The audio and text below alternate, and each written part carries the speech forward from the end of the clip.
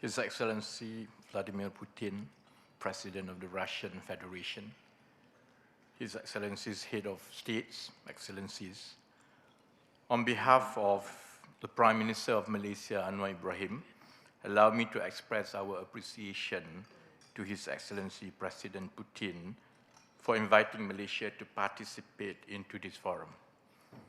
This marks Malaysia's first ever presence in BRICS Summit. Situated in the center of Southeast Asia, Malaysia's historically strategic positioning is a metaphor for our ambitions to be a linchpin between East and West, but also North and the Global South, one that is driven by the tenets of clarity, commerce, and cooperation. Excellencies, today, these tenets are at odds with the changing global landscape. We see a world that is retreating inwards, a world that is ravaged by humanitarian crisis and climate change.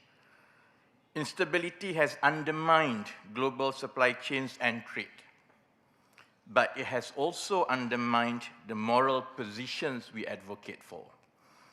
The pinnacle of this is in Gaza. 383 days on, Israel has committed what can only be described as war crimes. Crimes against humanity and a genocide of the Gazan people. Over 40,000 Palestinians have been killed, infrastructure decimated, and the remaining few are left in starvation.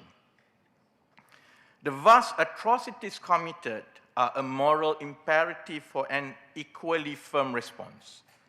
Malaysia strongly calls for an immediate and permanent ceasefire and to allow unrestricted humanitarian access to Gaza. We will continue to stand with the Palestinian people shoulder to shoulder until they are given the right to self-determination of a sovereign Palestinian state. Yet, Israel is not slowing down. They have now set their sights on Lebanon, instigating an ongoing military conflict that disregards any form of international law. This negligence risks destabilizing the entire region into a wider conflict. We strongly condemned their attack on the United Nations Interim Force in Lebanon headquarters, which injured several peacekeepers. Currently, Malaysia has our own detachment of peacekeepers in Lebanon, consisting of 883 personnel who are stationed in Tibnin and Maracah. There must be adequate reform of the United Nations Security Council to ensure Israel stops putting lives at risk. Excellencies, Gaza has opened long overdue debates on other fronts. The countries of the Global South have continued to be marginalized and remain underrepresented. The rise of protectionism cripples smaller countries from getting ahead. Barriers to development finance impede the building of vital infrastructure, and the growing global debt has become a chokehold to growth.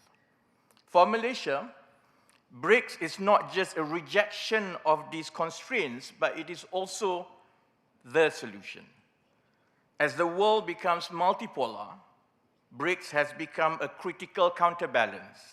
If member countries can embrace seamless economic linkages, the potential is exponential. Strategically, the push for multilateralism will create more robust value chains, shielding each of us from external shocks.